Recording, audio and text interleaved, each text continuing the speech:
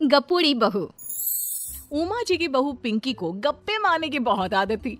वो जब भी किसी के बारे में बातें करती तो बड़े बड़े गप्पे फेंका करती। आसपास के सब लोगों को पता था कि पिंकी बहुत बड़ी गप्पोड़ी बाज है। लोग उसकी बात पर विश्वास नहीं किया करते थे, लेकिन हाँ, उसकी बातें सुन सुनकर हंसते बहुत थे। अरे बहू, पड़ोस वाली शर्मा जी है ना, उनकी बेटी का जन्मदिन है, तुम भी चली जाना। ठीक है मम्मी जी, ये तो बता दो गिफ्ट में लेकर क्या जाना है? अरे लेकर क्या जाना है, 250 का लिफाफा दे देना, बस काफी है। अरे मम्मी जी, अच्छा लगेगा क्या? पड़ोसी हैं हमारे, हमें कुछ बड़ा लेकर जाना चाहिए। अरे बहू, इतना काफी है। जानती हैं आप, मेरे मायके में जब पड़ोस में किसी की बर्थडे होती थी ना, तो मम्मी कुछ ना कुछ गोल्ड का ही देकर भेजती थी। पड़ोसी के बर्थडे में सोना? कैसी बातें करती हो। और नहीं तो क्या, आपकी तरह थोड़ी ना लिफाफा पकड़ा दिया। पिंकी शर्मा जी की बेटी के जन्मदिन में चली जाती है। अरे आज तो बड़ी सुंदर लग रही हो साड़ी में। जी मैं तो लहंगा पहनकर आने वाली थी, मम्मी जी नहीं मानी। अरे बेटा, बर्थडे पार्टी में तो साड़ी चल जाती है, मेरा मतलब कोई शादी थोड़ी ना है। कैसी बात कर रही हैं आप आंटी जी? मेरे मायके में तो छोटे छोटे फंक्शन भी हम लोग लहंगा बनवाते थे बुटीक से, डिजाइन करवा कर। चाहे पड़ोस में किसी का जन्मदिन हो, मेरी मम्मी हमेशा बुटीक से नया लहंगा डिजाइन करवाती थी। मैंने तो ऐसा कहीं नहीं देखा, ये तो तुमने आज बड़े कमाल की बात बताई। अरे जाने दीजिए, कोई बात नहीं। और बताइए, आपकी बेटी नजर नहीं आ रही? अरे भाभी, मैं यहाँ हूँ, ये देखिए मेरा ड्रेस कैसा लग रहा है? ठीक ही है, मतलब बर्थडे के हिसाब से थोड़ा हल्का है ना। अरे भाभी, इतना सुंदर गाउन पहना है मैंने।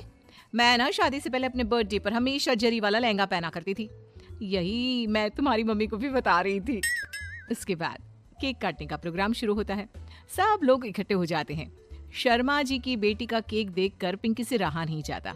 उसके अंदर का गपोड़ी बाज बाहर निकल कर आ जाता है। अरे इतना छोटा सा केक! अरे बेटा, मेहमानों के हिसाब से ही है, जितने लोग इतना बड़ा केक। आंटी जी, कम से कम 4 या 5 मंजिल वाला केक तो बनाना चाहिए था। आपकी बेटी का बर्थडे रोज रोज थोड़ी ना आता है। मेरे बर्थडे पर हमेशा पापा 4 केक बनवाते थे, सारे केक 4-4 मंजिल के होते थे।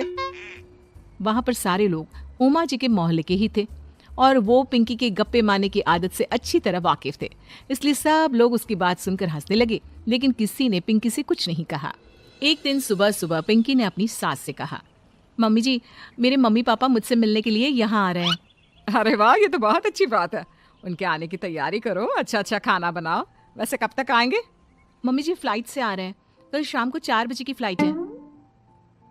फ्लाइट? लेकिन बेटा, तेरा मायका तो यहाँ से 2 घंटे की दूरी पर है, तेरे मम्मी पापा फ्लाइट से कब से आने लगे? अरे मम्मी जी, आपको पता नहीं है, मेरे मम्मी पापा ना आधे घंटे की दूरी के लिए भी फ्लाइट का टिकट बुक करवाती है। अरे गप्पे थोड़े कम मारा करो बहू, कोई फ्लाइट से तब आएगा ना जब यहाँ पर एयरपोर्ट होगा। तुम्हारी मम्मी क्या उड़कर आएगी घर में? अरे हाँ मम्मी जी, मैं तो भूल ही गई थी। वो क्या ना, मेरे मम्मी पापा हमेशा फ्लाइट से ही ट्रैवल करते हैं, तो मेरे दिमाग से ही निकल गया था। अगले दिन पिंकी के मम्मी और पापा पिंकी से मिलने के लिए उसके घर आते हैं। आइए आइए जी, आपका बहुत बहुत स्वागत है। और समदन जी, हमारी बेटे की कोई शिकायत तो नहीं ना? ठीक से संभाल लिया है ना आपका घर? अरे मेरी बहू बहुत समझदार है, घर का काम बहुत अच्छे तरीके से करती है। बस थोड़ा ज्यादा बोलने की आदत है उसे, आपको परेशान करती होगी ना। बात तो आपकी सही है, उसकी थोड़ा ज्यादा नहीं बहुत ज्यादा बोलने की आदत है। लेकिन कोई बात नहीं, आपकी बेटी दिल की बहुत अच्छी है, बस थोड़ा बोलती ही तो ज्यादा है। पिंकी बेटा, इधर आओ, देखो तुम्हारे मम्मी पापा आए हैं, तुमने इनके लिए खाना तो बना लिया ना? वो क्या है ना मम्मी जी, आपसे एक बात कहनी थी। हाँ हाँ बोलो बहू, क्या बात है, डरने की कोई जरूरत नहीं। वो मम्मी जी, मैंने सोचा मम्मी पापा आए हैं तो खाना बाहर से मंगवा लेती हूँ। अरे कोई बात नहीं बेटा, वैसे भी तुम किचन में काम करने लग जाती तो अपने मम्मी पापा से बात कब करती। बहुत अच्छा किया, अब तुम अपने मम्मी पापा के साथ बैठकर आराम से बात करो, मैं अंदर जाती हूँ। शाम का वक्त, जैसे ही दरवाजे की घंटी बजी, 3-4 लोग हाथों में खाने की बहुत सारे पैकेट लेकर उमा जी के घर पहुंच गए। अरे भाई, कौन है आप लोग? लगता है गलत पते पर आ गए। नहीं नहीं माँ जी, हम तो खाने का ऑर्डर डिलीवर करने आए हैं, यहीं से बुकिंग मिली थी। अरे नहीं नहीं, आपको कोई गलत फहमी हुई है, हमारे यहाँ तो 2 ही मेहमान आए हैं। आपके हाथ के पैकेट देखकर लगता है इसमें 50 लोगों का खाना है। माँ जी, आपने सही समझा, खाना तो इसमें 50 लोगों का ही है।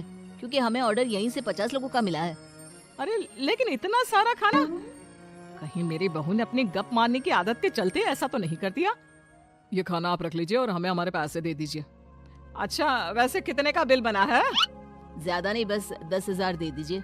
उन लोगों की बात सुनकर उमा जी पिंकी को आवाज देकर वहाँ बुलाती है। जैसे ही पिंकी वहाँ आती है, खुश होते हुए उन लोगों को वहाँ पर खाना रखने के लिए कहती है। अरे इतना सारा खाना क्यों मंगवाया बहू? अरे मम्मी जी, मैंने आपको बताया तो था, मम्मी पापा आए हैं तो मैं खाना बाहर से मंगवा रही हूँ। ये बात सही है बेटा, लेकिन 2 लोगों के लिए 50 लोगों का खाना? अरे मम्मी जी, कुछ कम पड़ जाए तो अच्छे थोड़ी ना लगता है, और मेरे मायके में तो ऐसा ही होता है, एक्स्ट्रा खाना मंगवाते हैं हम लोग। तभी पिंकी के मम्मी और पापा वहाँ पर आते हैं।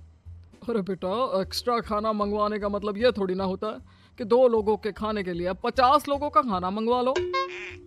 और बेटा, तुम्हारी गप मारने की आदत के चलते 10,000 का बिल आया है। तुम्हें नहीं लगता ये गलत है?